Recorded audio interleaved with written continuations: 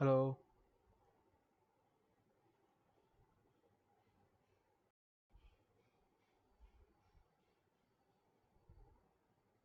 can you hear me?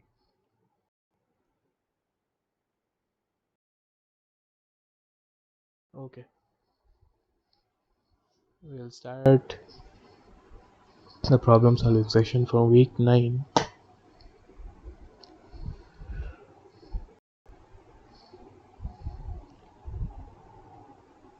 So, first I'll show the question and give you 1 minute to think about it, and then I'll give you the solution. That's what will follow today.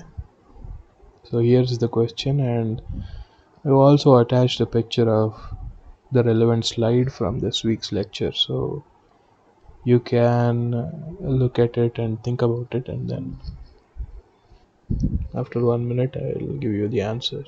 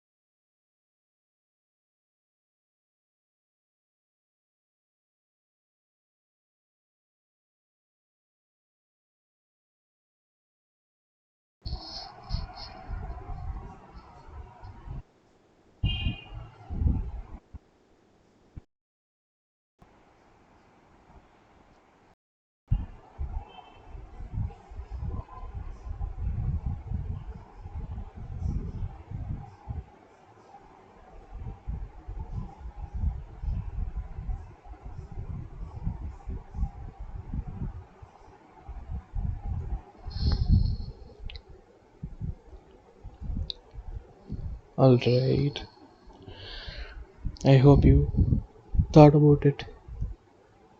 So, which of the following statements is true? And they're talking about random access memory in all the options.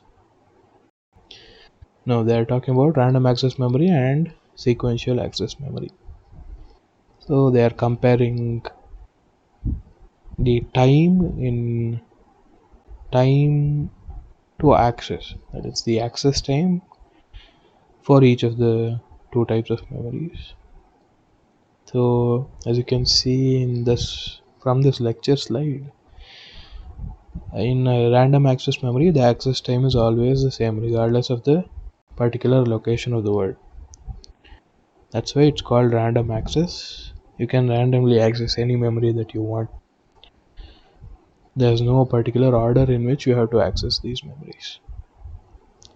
Uh, Different from that, in a sequential access memory, you will go in a particular sequence, and let's say you are at some point in your accessing the cycle, let's call it, and you have already passed by the required memory address, then you can't go backwards and get it. You have to go one full circle and reach the point that you want to access. Like, for example, a DVD or a CD. So, the CD will be turning, right? So, if you want to access some point, then you'll have to go through one full rotation, something like that. So, the true statement among these four options is, yeah, B. In a random access memory, access time is independent of the location of the word.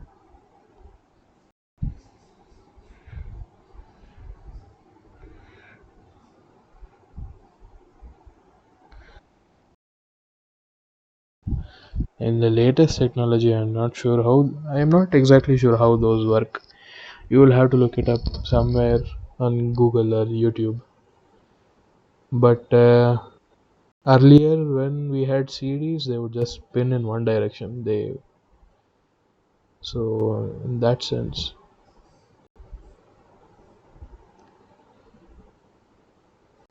I'm not really sure on how CDs work, but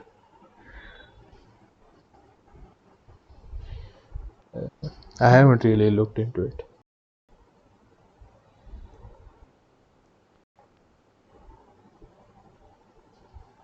So the digital information will be burnt onto a CD, right?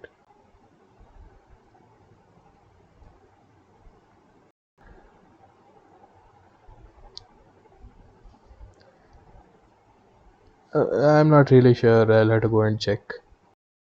Yeah, you could just see Google. Let's see. CD.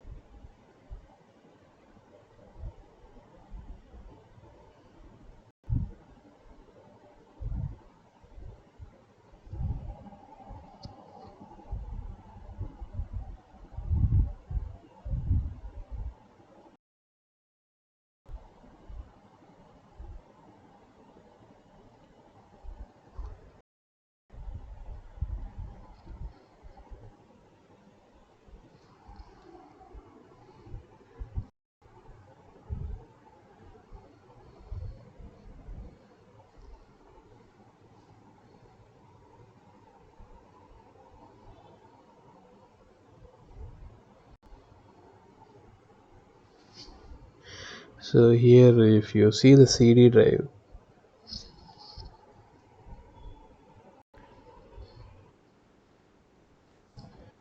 there's this portion. How do I?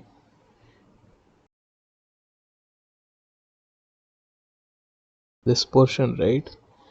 That will emit a laser, and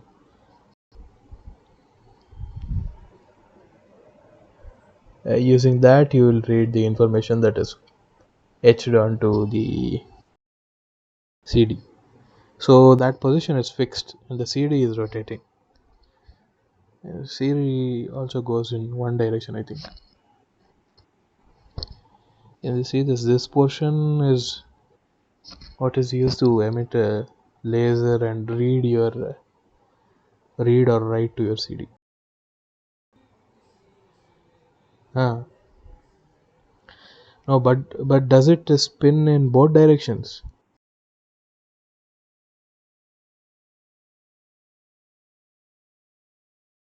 Or does it happen like that? But you still have to go back in a sequence, right? You have to pass through all the intermediate values.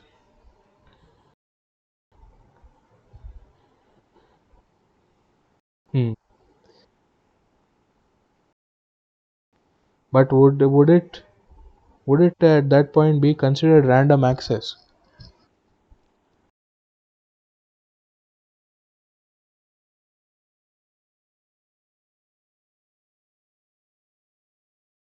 No, no. But then that there would be no sequential access at all, right? Because in any sequential access system, you can just keep a timer and you can say, I will read at this particular time when I actually get to that point, isn't it? You could do that with any other sequential access circuit also. So the classification itself will become redundant if you classify it like that. Did you get what I'm trying to say? Yeah, so you can't really do that.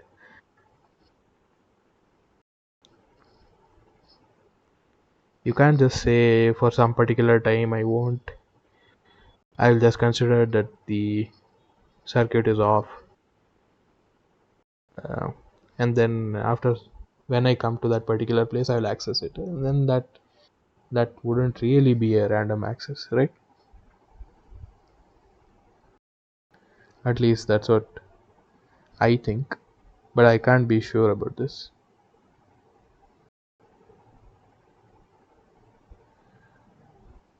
Okay. So question number two. SRAM memories offer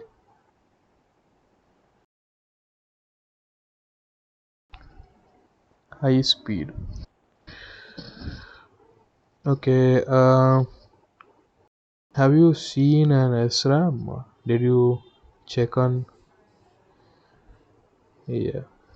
So let's see. SRAM.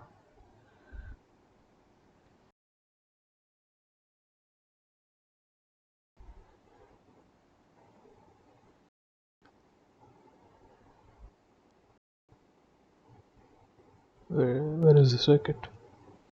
Yeah, here. So you have six transistors, as you can see. But even if you use BL and BL bar, let's say they gave you both separately. There is a way to make it a five transistor circuit. I don't remember how, but you could make it five transistors, but still you need five or six. So it can't really be a dense circuit, and it can also this thing actually consumes power statically, uh, and it always has to be on. So how exactly that works, you will have to go to another course. You'll have to see in a VLSI course. There they'll teach you how these MOSFETs work, and then how the CMOS logic works, and after that they will teach you different circuits. There they will also do analysis of the currents that are passing through and the voltages. So and power consumption also. So how exactly this consumes more power, that you'll have to see in a different course. I don't remember, so I can't teach you. And lower cost. Well, you need lots of transistors, so it can't really be lower cost. So it should be high speed. These type of questions, I'm not sure how much importance you would give in terms of gate preparation, because it's not worth the extra memory power that you use up to remember all these things. So you try to remember as much as you can, and if you forget something, it's okay. But if you are going to work in VLSI domain, then you should know how these things come about first of all. Just remembering that it's high density or high speed is useless. You should know why it's high density and high speed. That you'll learn in some other course. Okay. We saw a question on SRAM. Next is in DRAM. You might have noticed, but these questions are actually in a sequence. They're not arranged randomly. So if you're going through your lecture videos or lecture notes, then uh, after each section you'll be able to answer one or two questions. It's kind of set up like that. So yeah, I think there's an assignment question also related to this DRAM cell, and how does a DRAM cell store the binary information. But since the options are framed in a different way, I can get away with telling you the answer. And it's there in the lecture notes anyway. So capacitors store information in a DRAM, and capacitors, you don't have an external capacitor as such. The MOS transistor itself has a space charge region or whatever, which acts as a dielectric. So MOSFET itself acts like a capacitor. and you can, by applying voltage, vary the capacitance of the MOSFET. You can change the this thing was maybe if you read about diodes, you'll know that there's a depletion region that can be expanded or contracted based on the voltage that you apply. So if you think of that as a dielectric, then you are changing the dimensions of the dielectric and in turn the capacitance. And if you connected a capacitor to a constant voltage, say you have a capacitor and it's connected to V volts, potential difference is V, then what was it, C is Q over V. So if V is fixed, by increasing C you can store more charge.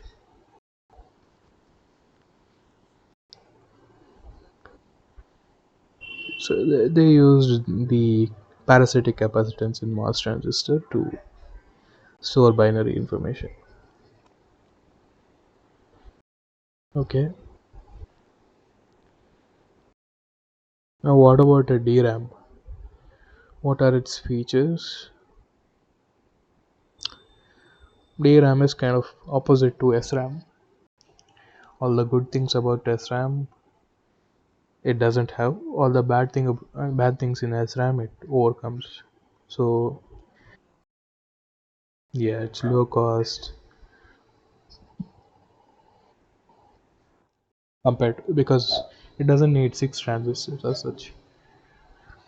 Um it's also low power consumption. Again, it doesn't dissipate power. And to understand that, you'll have to see if you're taking a VLSI design course this time, or you can just search it up on YouTube or somewhere how exactly it works. Density, it gives high density. Low cost is the right answer. This was parasitic capacitance.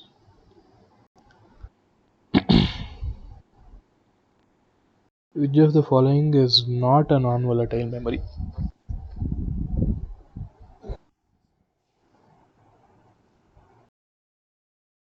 Okay.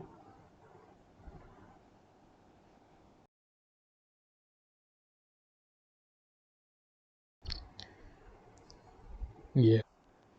So volatile memory means that the memory unit loses the stored information when you switch off your power supply. So here they are asking which of the following is not a non-volatile memory. So it should be a volatile memory. Among these, ROMs are always non-volatile. Magnetic disk also. You don't need to supply power to your CD or DVD or magnetic disk. Your SD card you put in your phone. You can remove the SD card from your phone and the data is still stored, right? It doesn't lose the information. So when it's removed, it's not actually connected to any power source. So you could say SD card is also non-volatile. The only difference is in SRAM because as I showed you in SRAM, this is an SRAM. So if you switch off the power supply, these transistors won't really work properly anymore. So when the transistors are not working as they are intended to, then the voltage at Q and Q bar can be anything. It will just be floating, or depending on the circuit. I don't know how exactly it works. It might be pulled down or pulled up, but at least it doesn't store any proper information. So SRAM is not a non-volatile memory. Okay. Which of the following is even parity Hamming code for the binary word 1111 See, thing about this Hamming code, again, if you take a course on error correcting codes, I think there is one on NPTEL also. I don't know if it's offered this semester, but you can go search in the archives. It's by Professor Andrew Tangaraj in IIT Madras. That's a good course if you really want to learn error correcting codes. And the way this Hamming code is taught is also a bit different there. Here it's, well, this description is not that nice in my opinion. Hamming code, you can use linear algebra to uh, describe it in a much better fashion, in a clearer fashion. And the second thing that I wanted to tell you was these parity bits, they don't have to occupy these positions that they're given. This, I don't know where this came from, but this is just for convenience. So there was some property, right, that the parity bits will tell you the position of the error. So if the parity bits are 0000, there's no, not the parity bits, what was it, the XOR of the parity bits and these bits, what was it called, I think it's there in the next question. These C's, they will give you the position of the error, right? But if you don't care about that, you can take you can put the parity bits anywhere and it's still a Hamming code. And once you have a Hamming code, you can take any of the bits as a parity bits.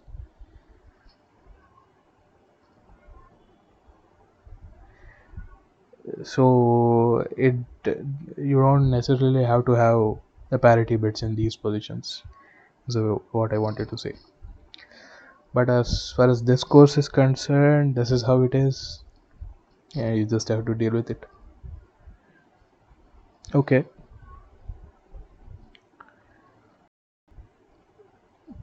um, so for this question, all the bits are 1, all the data bits are 1, and you write down the position 1 2 3 4 5 6 7 8 9 10 11 12, and the positions which are powers of 2 are your parity bits. So you have p1 p2 p4 p8. If you had 16, let's say, and p16 would also have been a parity bit, and then the remaining things are all 1 for our question. So from this you can find p1 is XOR of 3 5 7 9 11. See, if there are 5 ones and you XOR them, you will get a 1. If there are odd number of ones, you will get a 1, right? So p2 also is XORing 5 ones, so that's also 1. p4 is XORing 4 ones, so it's a 0. p8 is XORing 4 ones again, so that's also a 0. Okay, now you just put these bits in place. 1 1 1 0 1 1 1 0 1 1 1 1. That will be your option C.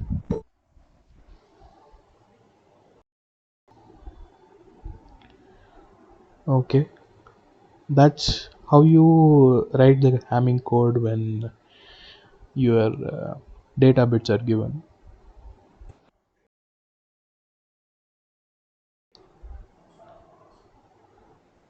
That thing, it's not covered in these lectures, but if you want to know, you can.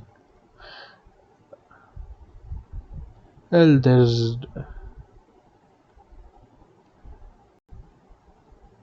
usually what you do, there's a construction for Hamming codes. What you do is you write a matrix for your code. These are all called block codes. So you have say each of the information bits that you get is of length 8, right? So you get 8 bits, that's a block, and that gets coded to 12 bits, that's also a block. So it's called a block code. And for block codes, the way you generate the code word is through a matrix. What you do is you take the 8-bit data, pass it through a matrix, that will spit out your code word. And the code that you have depends on what matrix that you have. And Hamming code, you can get it by one way of selecting your matrices.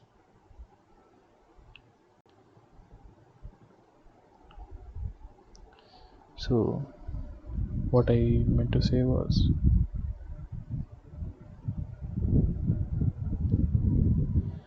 in error correcting codes, what you have is you have n data bits, right?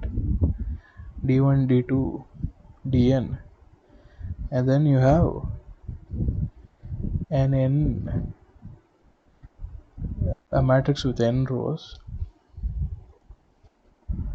right? If you want to multiply a vector by a matrix, this must have n rows, and then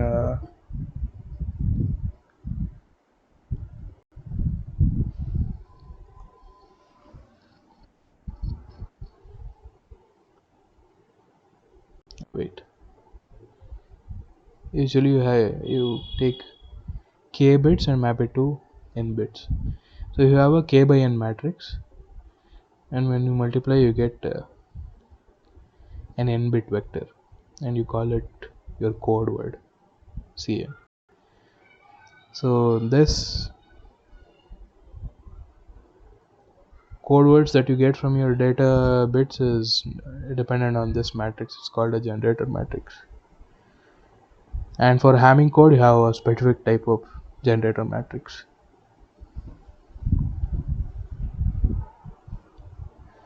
I kind of don't remember how exactly you choose the columns of the matrix, but these will be in binary. These things will be zeros and ones, 0 1 0 zeros, something like this, right?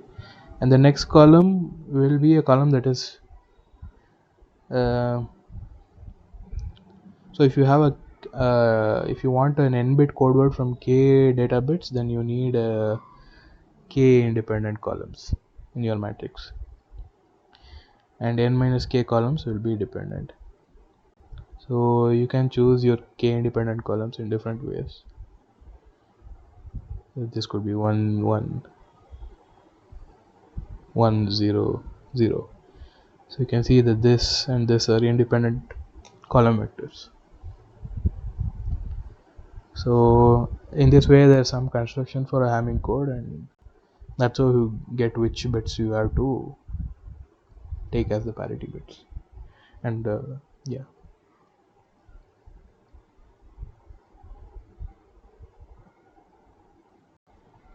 did you get it? To Suresh, right? Yeah. So there are other types of codes also. They all for all those types of codes, if they are block codes, you can just give a matrix, a construction for this code matrix. So it's called a generator matrix, and Hamming codes have one type of matrix.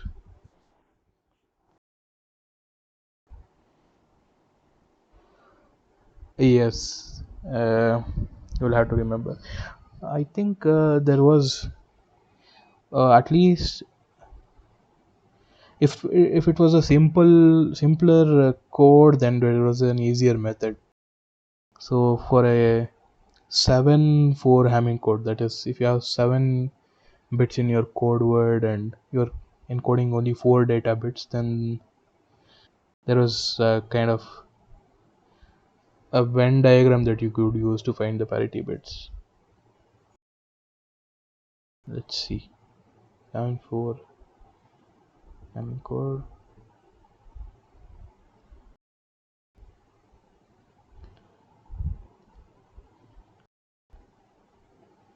you can see here. So what you do is you put the data bits here, and you can see the diagram, right? So wherever they put D1, D2, D4, D3, you fill your data bits. Say it's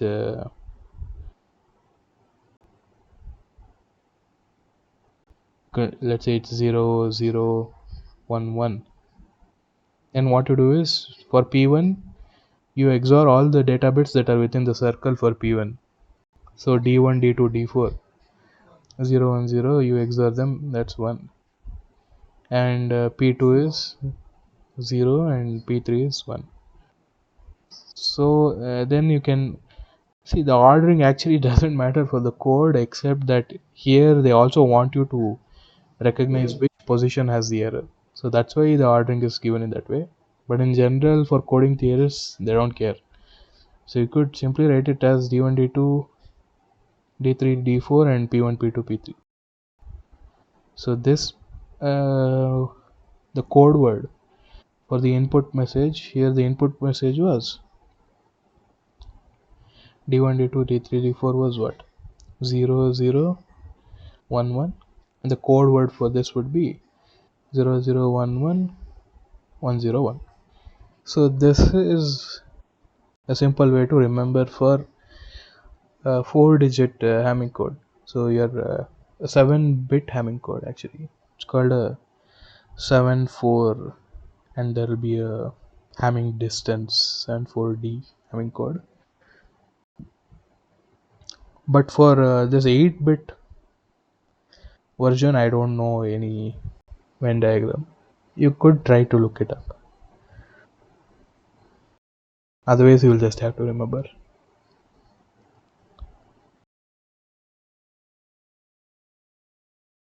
I don't really see any pattern in which bits you are choosing. Can you see?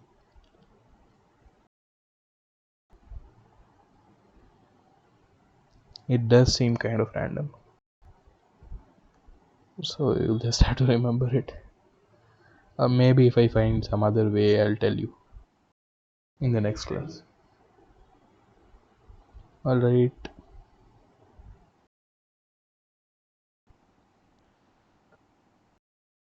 Next, since we are on the topic of Hamming code, I'll come to question 8.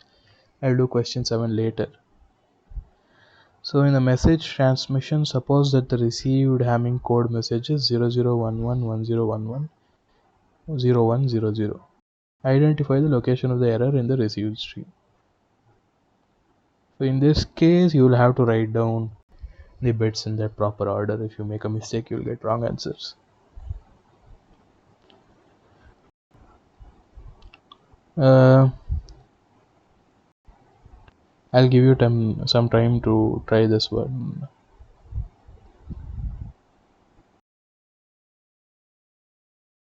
So that's a number at the top. And one correction here is, in words they have written when read from memory, the parity is checked over the same combination of bits, including the parity bit. Right? But when they are writing C1, C2, C4, C8, where are the parity bits? So this is C1 is actually way to XOR P1 also with this. Here you have to XOR P2. Here you have to XOR P4. Here you have to XOR P8. So the same combination of bits, including the parity bit. And I forgot the parity bit. So try this. I'll give 2 minutes for this.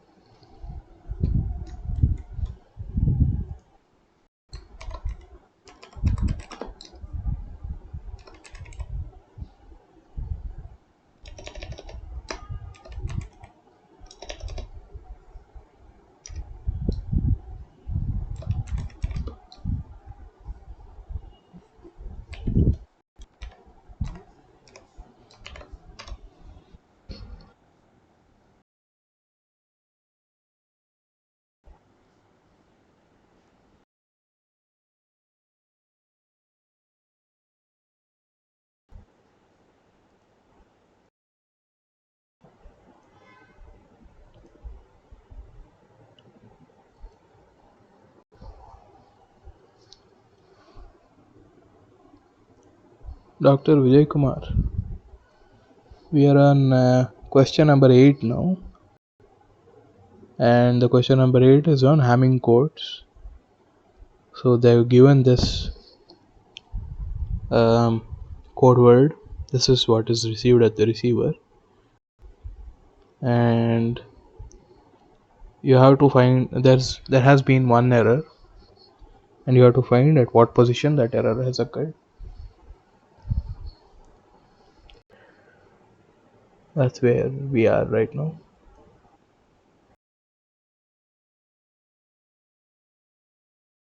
I have given 1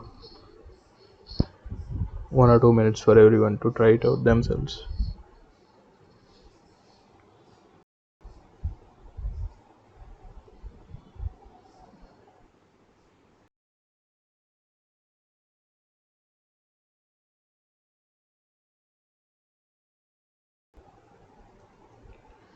Okay, let's solve it.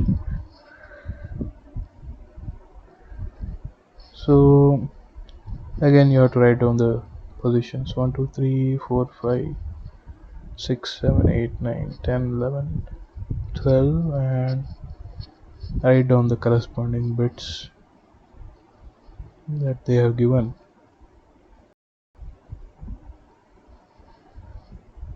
And next, you have to write the check bits. XOR of 1, 3, 5, 7, 9, 11. So for C1,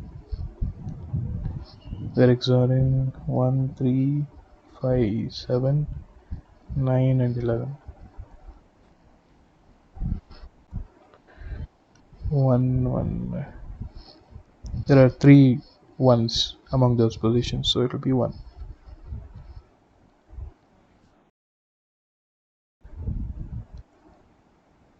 Yeah, P1 is first position, right? Yeah. The P1 is the XOR of 3, 5, 7, 9, 11, and we have to XOR those bits with P1 again. So P1 is first position. From the subscript, you can see which position the parity bit is in. Next, we have to find C2.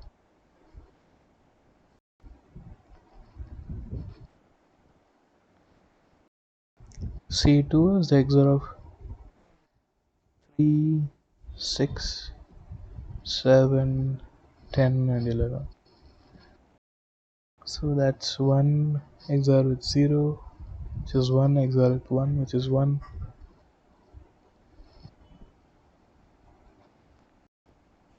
And we forgot this one.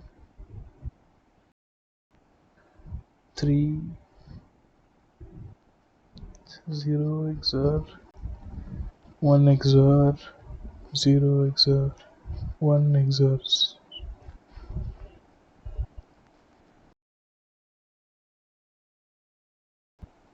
1 XOR 0. Yeah, that's 1. Then C4 will be 4, 6, 7, and 12. So you see 4 is 1, 5 is 1, 7 is 1. So there are 3 ones. So that's also a 1. Finally, C4 is 9, 10, 11, 12 with 8.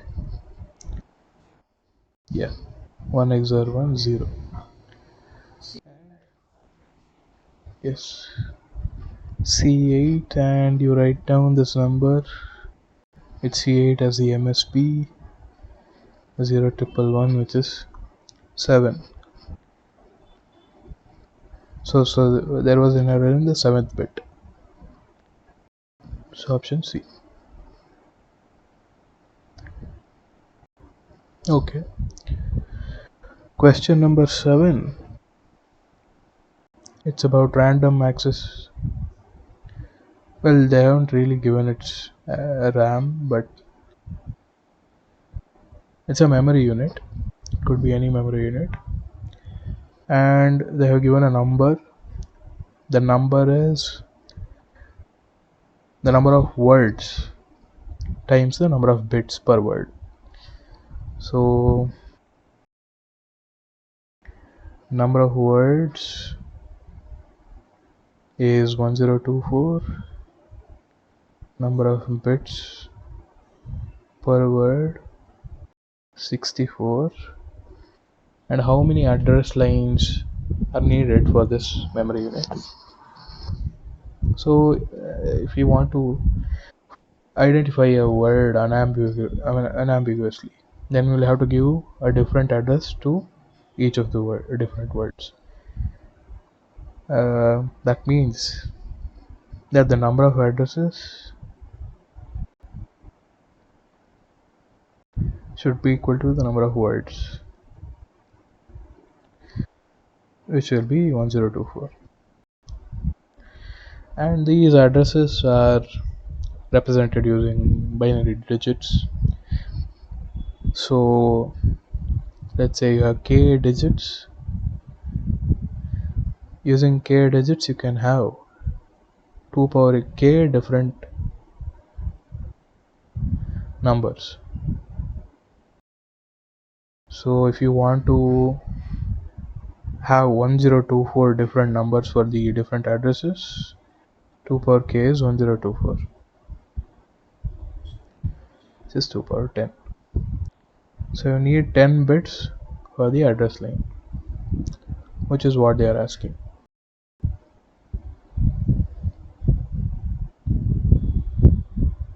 Alright.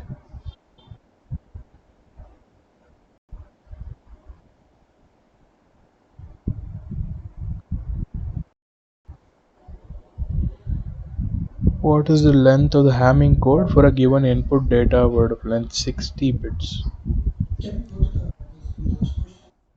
This one.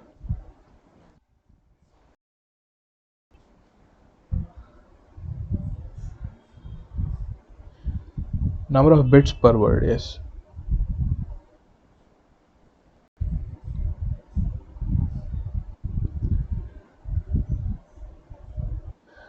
No, the word itself is a 64-bit word.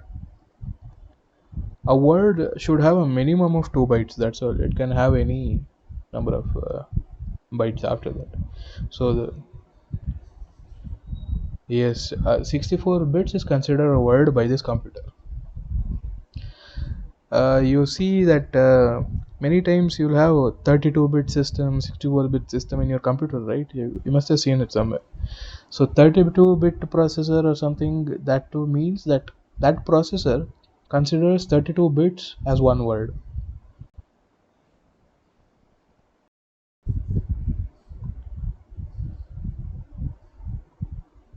No,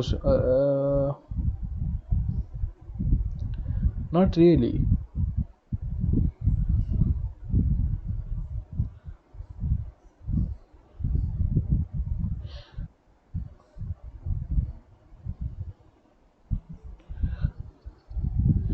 No.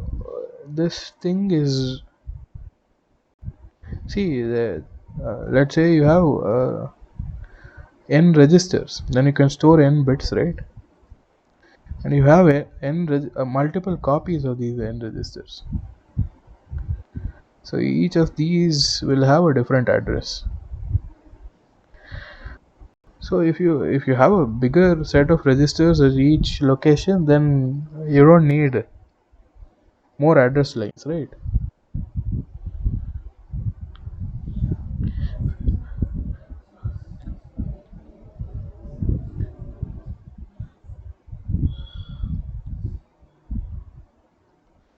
No. You could no. See, there's no addressing to this point. The entire block you have one address. So you can't split this into two and store 32 here and store the rest of 32 here and consider them as different words. But what you could do is, if you wanted to have 128-bit words, then together you could consider two blocks as one word, and you could assign one memory address to both of these. You could assign, right, and you could read these sequentially. So every time you perform a read, you actually perform a read operation twice. So whatever memory address is given, you read that memory address and you read the next one also. So in that way, using 5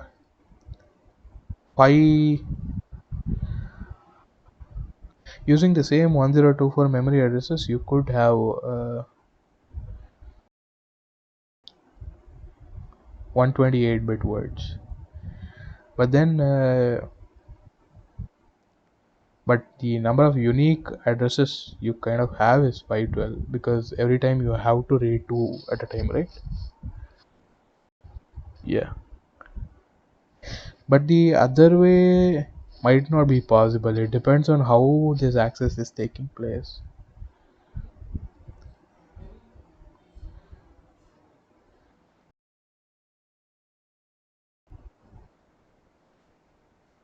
No, 1024 is not the memory size. 1024 is the address size. It's the number of words that you have.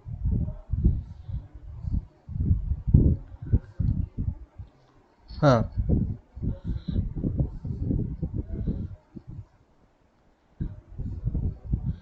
Okay.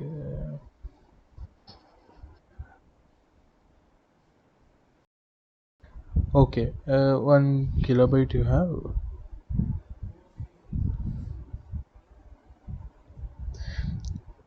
This is how much? 1 byte is 4 bits, 2 square bits, and 1 kilo is 10. So you have 2 power 12 bits. Right, that's the amount of memory you have.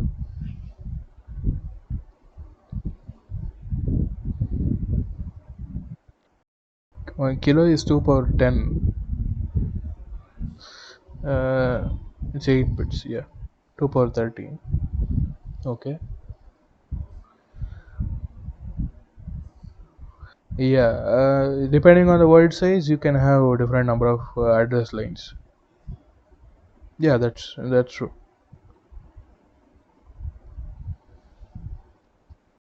Yeah, you can, if you wanted 32-bit words, then 32 bits is 2 power 5, right? In that case, you would need you actually, that means you have how many words? If each word is 2 power 5, you have 2 power 8. Yeah, so you need 8 address lines. Yeah, but if you had a 64-bit word, that would be 2 power 6. No, 7 lines. 2 power 13 minus 6.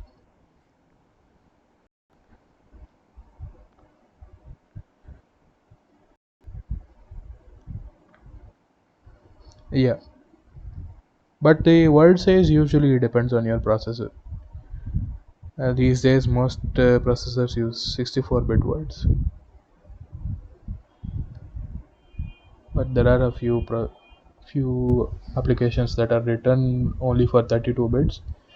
Yeah, in that situation, the processor will actually convert the 32-bit. It's 64-bit process. It will kind of subdivide and convert it into two 32-bit processors, something like that. I don't know the exact internal mechanism, but yeah.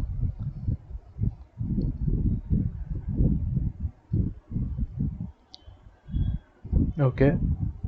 Anyone else has a doubt in that question, or any other question? You can just unmute yourself and ask me. Okay. No need to be afraid. Even if you think it's a very silly doubt, it's fine. Sometimes it just doesn't register in your brain, and it doesn't mean that you are not smart or anything like that.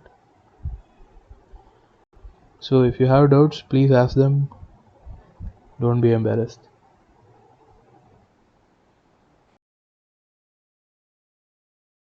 Ah, okay. There were two questions. One was on, uh, you know how to write the Hamming code, right? So if you have, this is a 12-bit code that encodes 8-bit data. So it's called a 12-8 Hamming code, and the parity bits are arranged in this particular way for convenience. You could have them anywhere else, but and then parity bits are calculated by XORing different sets of bits from your data. So you write the Hamming code that way, and then when you receive some code at the end of the day, that Hamming code word will be transmitted by a transmitter, and it will pass through a channel. There may be errors induced by the channel, and you will get back some erroneous code word. So Hamming code will help you detect correct one error. There are more errors, then you can't correct it.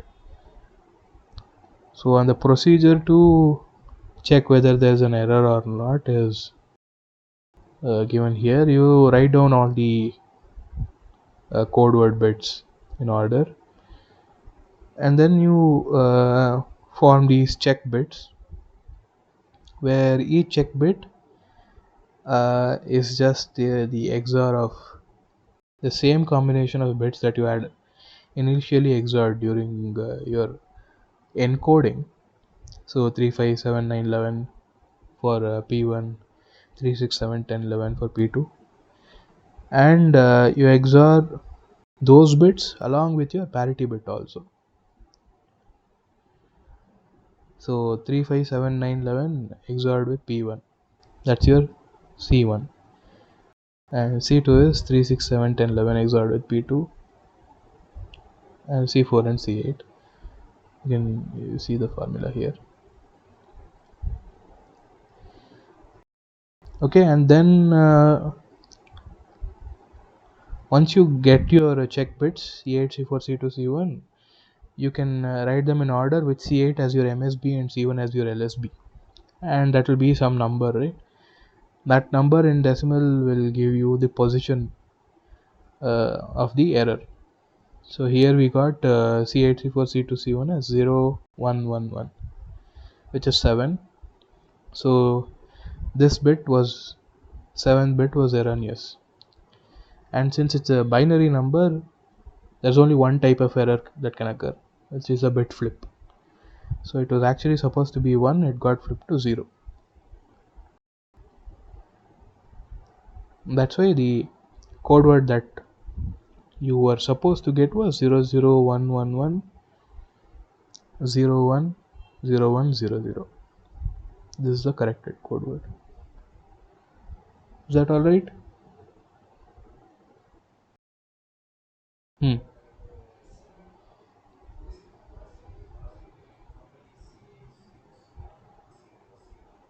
Hmm.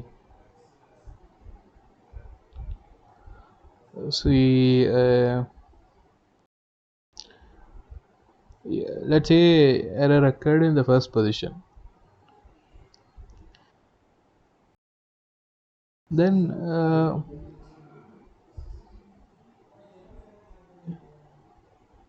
no, error can happen anywhere there, including the check bit. One error can happen. If two errors are there, it can't correct it. So one error can happen anywhere. The thing is, if there is an error in one of these bits, right?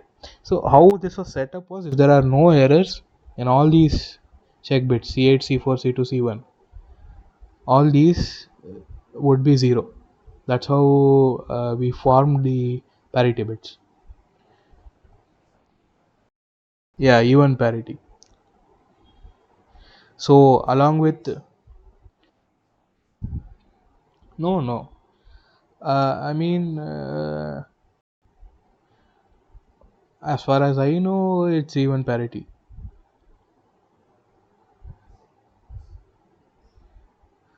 They have given only one parity code in the lecture notes, but you could form an odd parity code. I don't think there would be.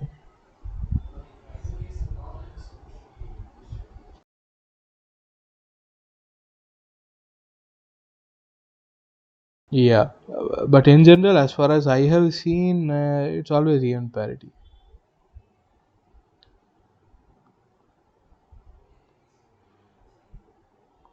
What I am saying is, you could come up with a code that's odd parity also, and if it works, it works. If it doesn't work, then that means you can't do it. That's it. Uh, yeah. So if there is an error in the first bit, then it was initially set up such that all these things would turn up as zero, right? So if there is an error in the first bit, then it doesn't affect C8 because that's only XORing 8, 9, 10, 11, 12.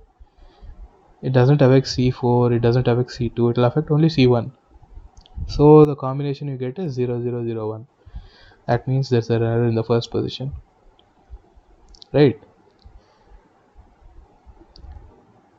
And let's say you check position number 3. In which of these bits will is 3 included? So 3 is here and here. So only these two bits will give you 1. These 4 there was no error, so those 2 will give you 0. So you got 0011. So the reason they have chosen these parity bits, they have placed these parity bits in these specific places is you get this nice property. There is no real reason to consider P1, P2, P4, and P8 as the parity bits. In a Hamming code, you could take any of the 4 bits as parity bits, and it would still be the same. That's a property of MDS code. You can separate the bits. Then that means there's no error. At least as far as the Hamming code can correct, there's no error. If there are 3 or 4 errors, then you could get 000 and it would be erroneous. But at least a single bit error could not have occurred.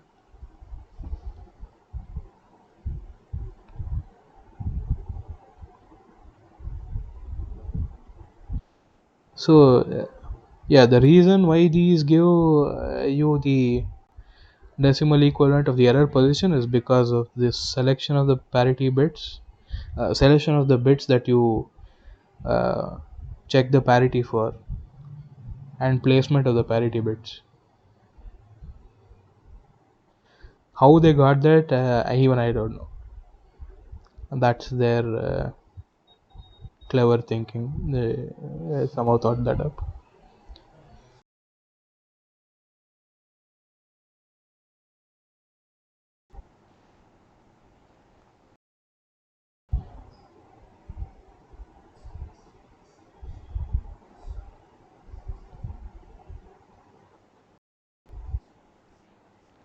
Yeah, yeah, yeah. It's place.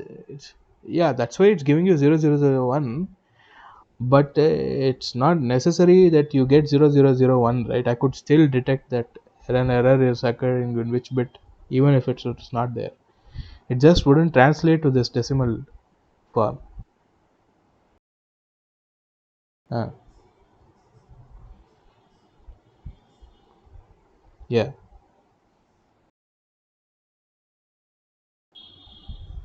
See, each every different error is giving you a different combination of the parity bits, right?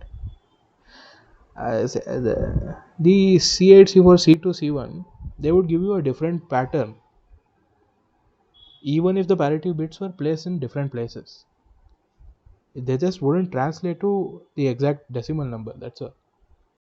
The patterns would still be different. No two different errors could give you the same pattern of C8, C4, C2, C1.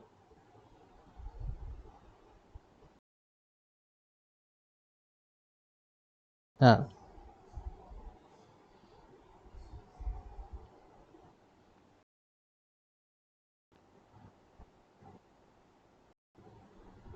okay.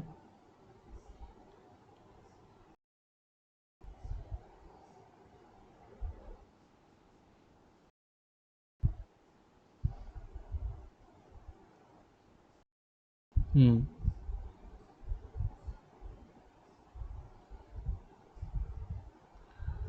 Hmm.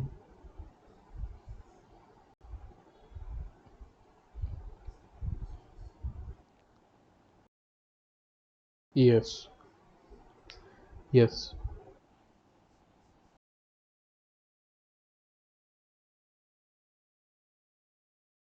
Hmm. Yeah. Ah.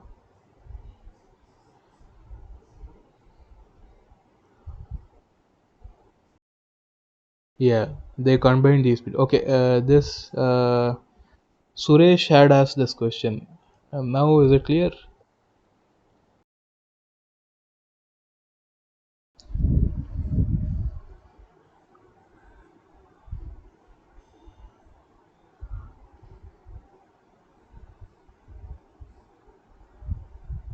No, no. That's what I am saying. You won't get in this particular configuration. At least you won't get greater than 12.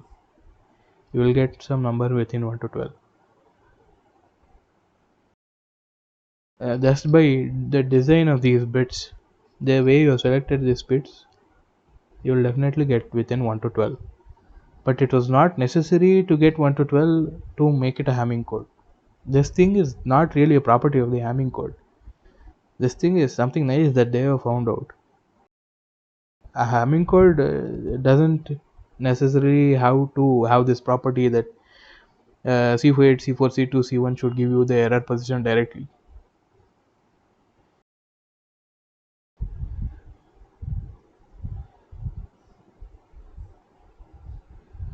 Yeah, yeah, yeah. But if you had, as long as you had different combinations, right? And you knew which combination was which error, then it wouldn't be necessary for you to map this to the decimal equivalent, right?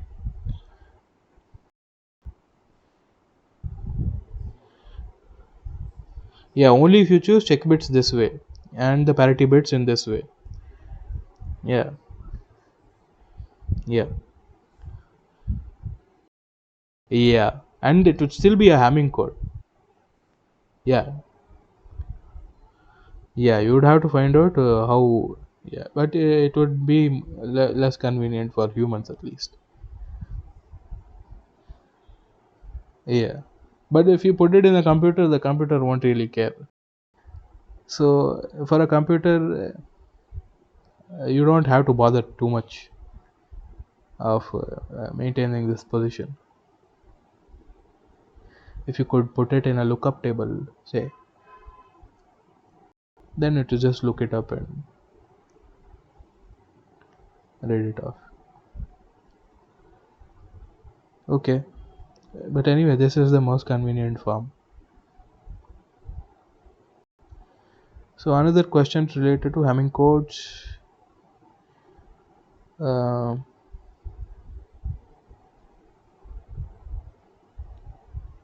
the range of data bits that you need uh, for a given number of check bits, or conversely, if you are given the number of data bits within certain range, you can easily find out how many check bits you need minimum. So see, like I said, the syndrome value C consists of k bits. The syndrome value, what they mean is this one: C8, C4, C2, C1. This binary number that you get, it's called a syndrome. That syndrome has to be different for different error patterns. So if there is an error in the first bit, you should get a different syndrome. If there is an error in the second bit, you should get a different one. So each different pattern of error should give you a different error syndrome. In that way, as long as you, when you get the code word and you find the syndrome, you look at a table, see which syndrome, which error would have given you that syndrome, and you conclude that that's the error that you actually had. So you go in the reverse order. So for that to happen, you need to have with k bits in the syndrome, you have 2 power k different possibilities. So you need to have at least if the range of k must be equal to or greater than n plus k.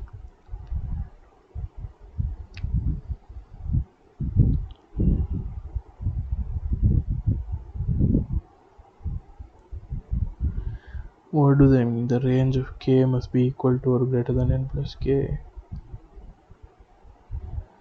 They probably mean the range of the syndromes, not the range of k. There must be a typing mistake.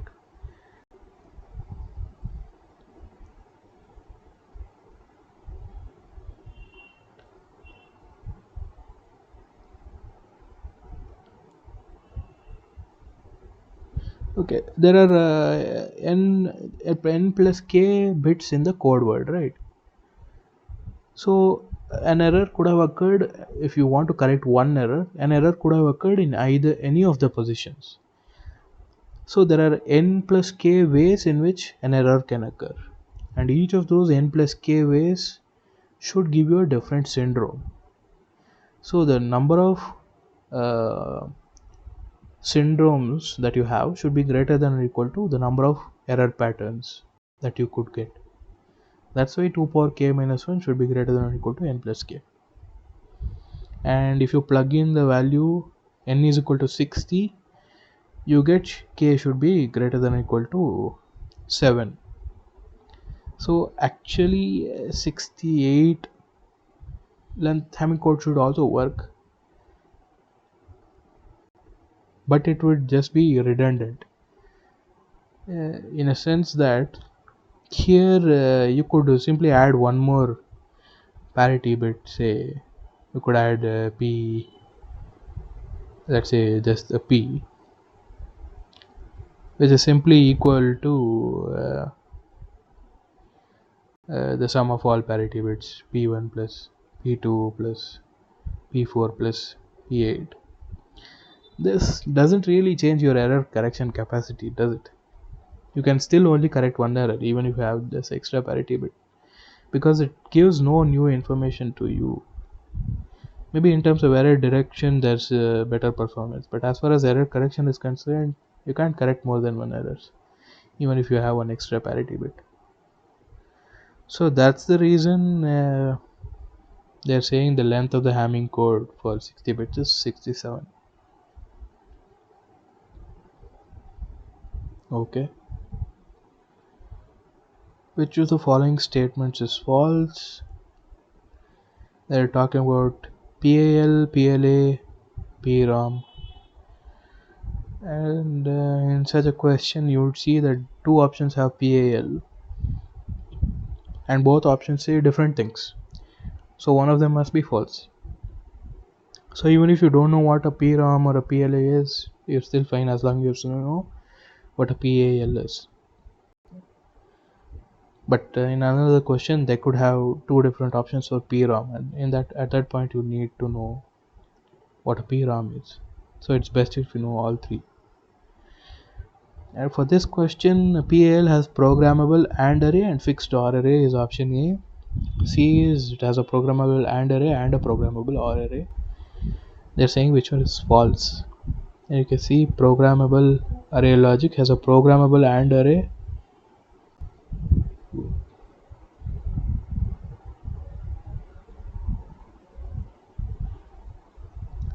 A programmable AND array and a fixed OR array. So it doesn't have a programmable OR array. So option C is false.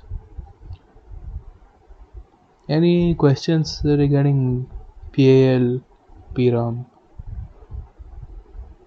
PLA? If you have any doubts, we can discuss.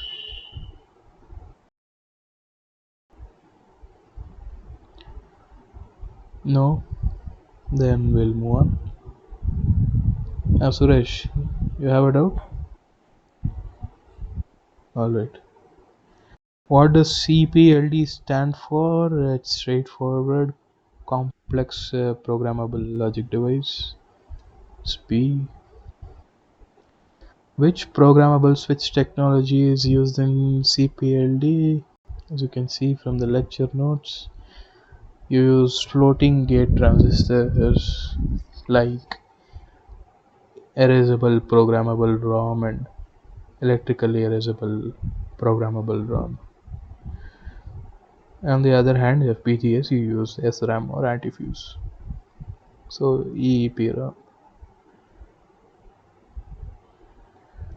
And none of them use DRAMs. So that couldn't be right. If instead of CPLD that has the FPGA, then it would be one of these two. But then in that situation, they would provide only one of the options, either antifuse or SRAM. Okay, one of the available lookup table sizes in Vertex 6 FPGA is, so there's a 1 input LUT, or you can have two 5 input LEDs. So one of the sizes is 5.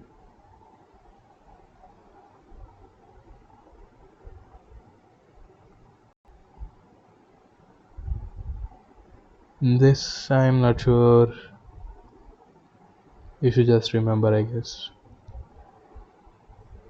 Maybe you could look it up. Let's see. I don't. I had a course on digital logic design, so I've seen some FPGAs, but I don't remember much. Vertex 6 is it?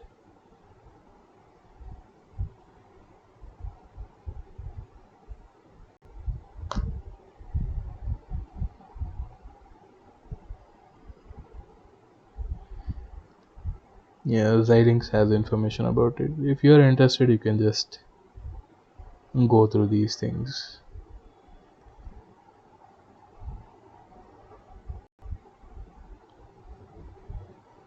Vertex family overview. They're given data sheets that will contain more information. But all these things, usually, if you're doing an FPGA digital logic design course, then you'll understand. Just based on what's done in this course, I'm not sure you'll understand what's going on. Or you could just, again, YouTube is your friend. Look it up on YouTube. Okay, which of the following methods is used to erase the data stored in EEPROM? Yeah, it's an electrically erasable PROM, right? So it should have something to do with electricity. So it's an electric pulse that's used. If it was just an erasable PROM, then special UV light is used. So this is for EPROM. Exposed to air, aren't all ROMs exposed to air? Nothing happens.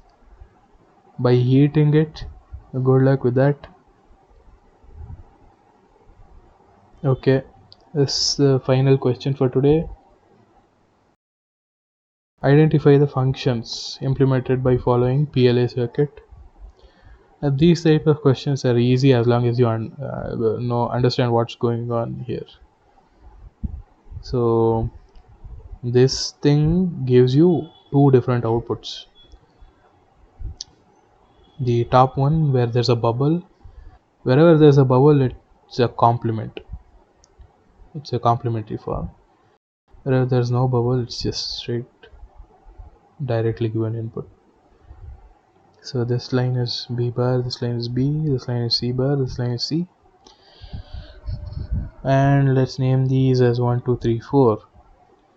So the AND gate 1, so what this kind of symbol that they've given means is that wherever there's a dot, that input is connected to the AND gate. So you can see here, if you follow this line, this dot is actually connected to C bar, and this dot is connected to B bar. So the first gate has B bar, C bar as its output.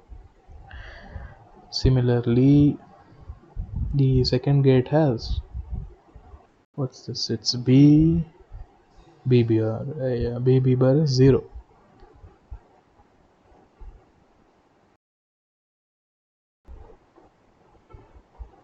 And what about the third gate? Third gate has A bar, A bar B C bar. There's A bar B C bar. And gate number 4 is just A B C, I think. And then in the next part, you have these 4 terms available, and you can OR those 4 terms in different combinations. And wherever there's a dot, that means that particular AND gate output is connected to that particular OR gate. So F1 has the outputs of first, second, and fourth OR gate, fourth AND gate, all together. If you call it 5, 6, 7, F1 is, what is F1?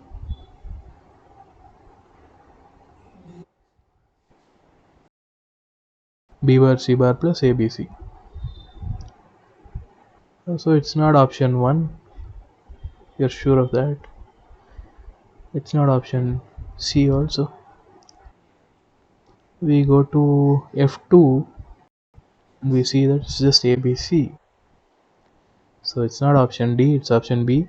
But just to be sure, we'll check we'll check F3 also. What is F3?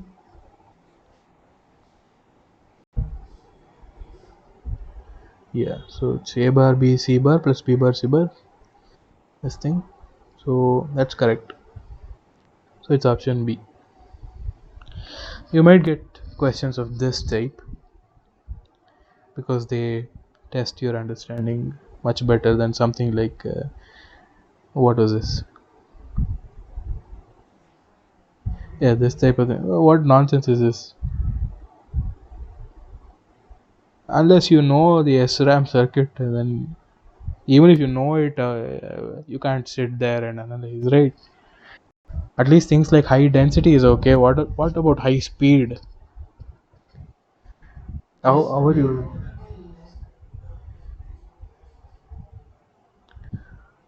How do you know that there are stereo capacitances in all MOSFETs? There are 6 transistors in SRAM. How do you know the stereo capacitance is there? No, I'm talking about stereo capacitance. Stereo capacitance can just arise whether you want them or not. So when you're designing circuits, you might have to take into account depending on what your circuit is.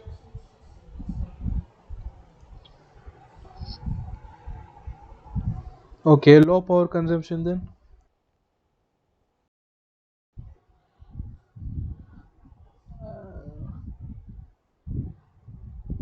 But how do you know how much power is being consumed? You should know how the transistors work, right?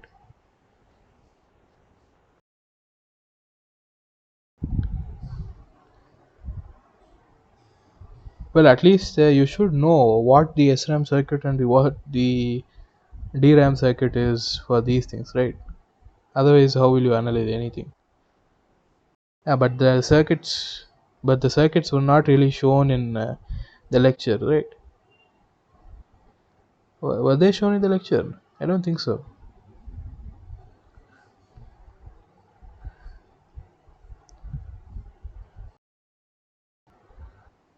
It's the week 9 PDF. Well, if they're covered, then it's fine. Where? Not really. They don't have the. Uh, no, it's not there. I actually went through the lecture notes today before solving the questions. So, why is my camera this weird? Yeah. See,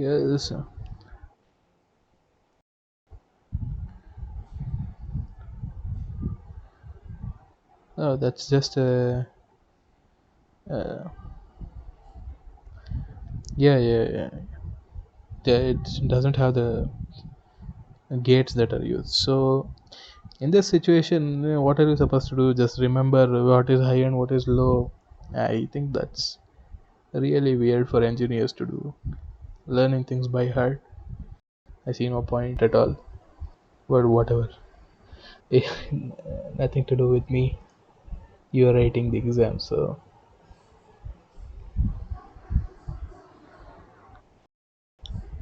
yeah. This at least there's a logical reason, right? That Dr. Vijay Kumar explained.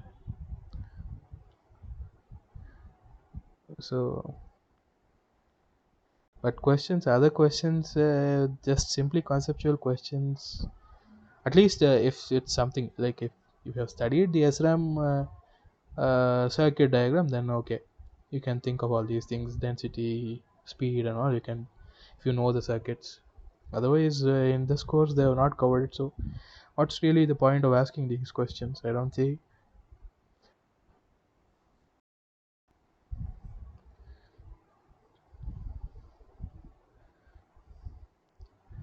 Yeah, SRAM memories offers high speed compared to what?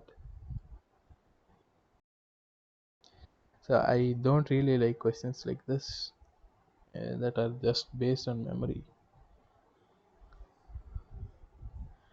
Yeah. Okay. 3 more weeks to go, right? Uh, this is week 9, 10, 11, 12. All right. We'll meet next week then. If you want me to cover some additional questions, or if you are preparing for gate and you would like some gate questions, you have to tell me. I'll give you my email ID. If nobody wants it, then I won't bother. But if people are interested, then you mail me. I'll try to cover at least some 5-10 questions in next week's topics.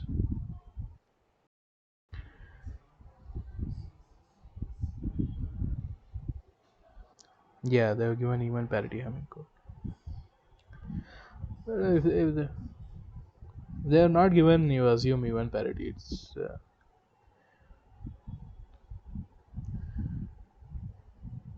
because as far as I've seen, it's mostly even parity.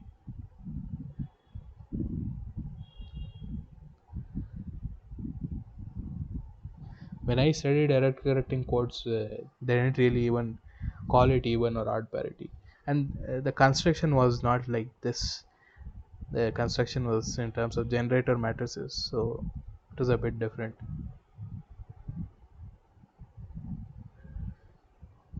If they're not given even parity, you can just assume it's even parity, no problem. And at the end of the day, if even that doesn't give you the right answer, then you know it has to be odd parity or you made a mistake. So if you're confident in yourself, try odd parity also. And even if that doesn't work, then maybe there was some other mistake and they'll give you grace marks. Okay, I'll end the session. I'll just leave it like this for 5 minutes in case anyone wants to ask anything. Actually, I'm just padding time because they ask us to conduct 2 hour sessions. Okay. And you can mail me other times also. Whenever I am free, I can solve it and send it, send the solution back to you. Or if you have some doubts, you could mail me to schedule a short meeting where a WhatsApp call, or we could meet in the same with the same link, and I'll go through your doubts. Or if they're just small, you can just mail me and I'll answer through mail.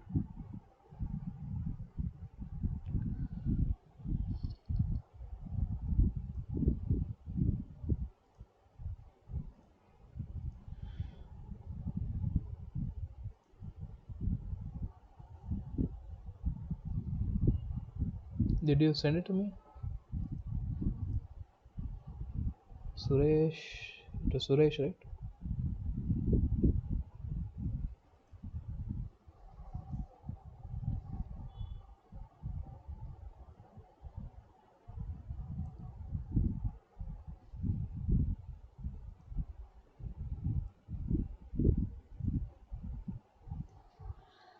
Okay, Suresh has sent me a question. I'll solve that. Let's see what it is.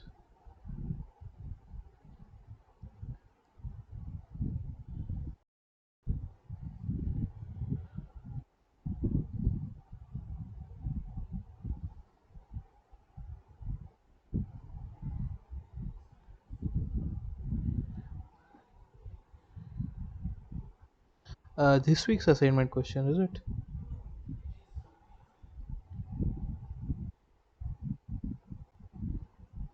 Is there no copy option?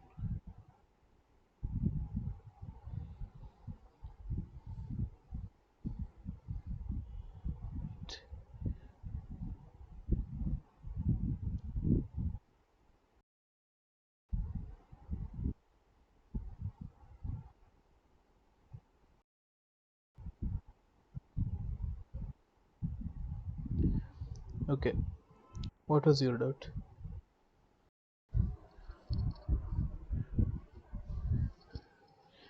Okay. Yes.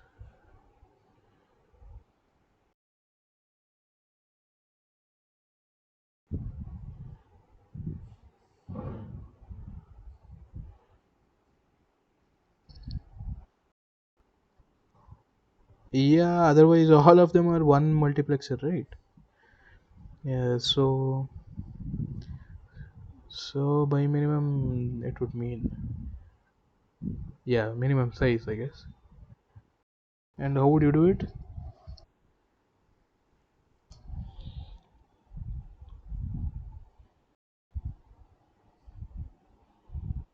Are you giving one of your in the select line as one of your inputs?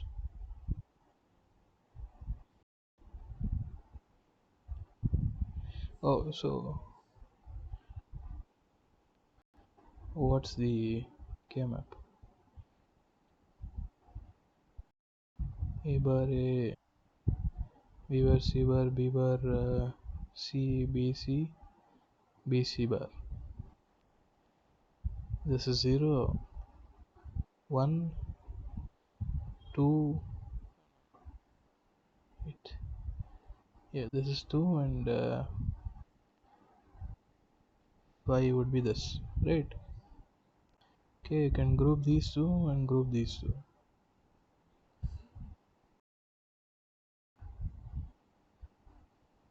Yeah, A bar C bar plus B bar C.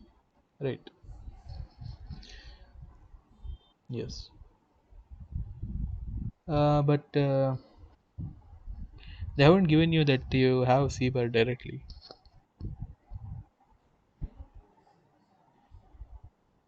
No, A bar and B bar. Oh, inverters are allowed. So yeah, you can get A bar. What is it? A bar, B bar. That's it, right? Yeah, it should be 2 is to 1 max.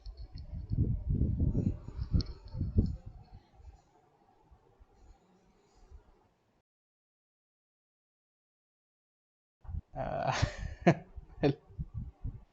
well, there's nothing I can do about that part. I am not. I'm not involved with assignment correction and exam paper setting and all. I just only solve problems. So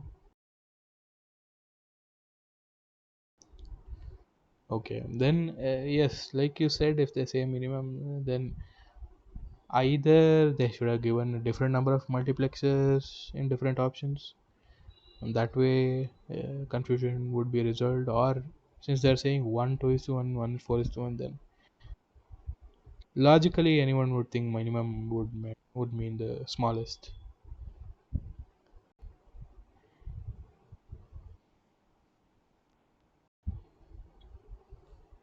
Yeah.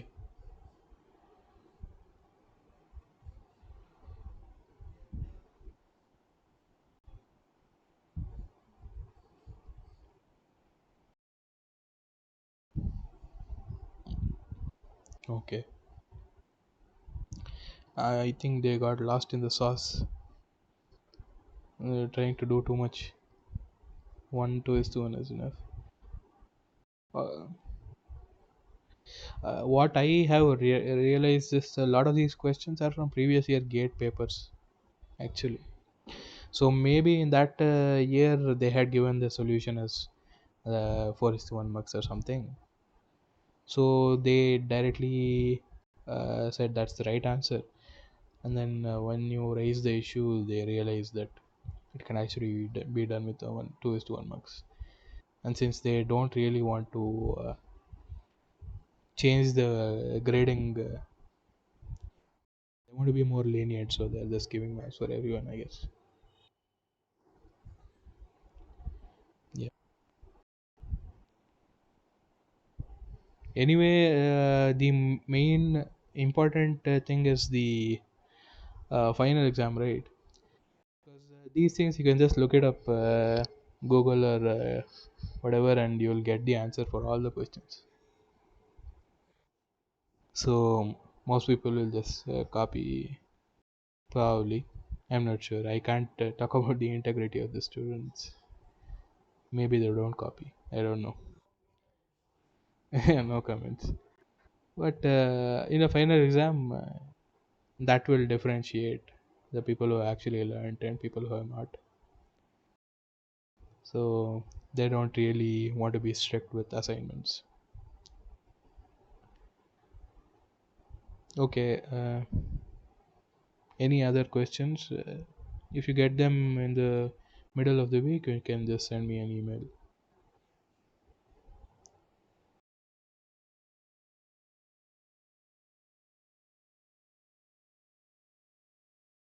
Okay. Hmm. Yeah, that's actually, see,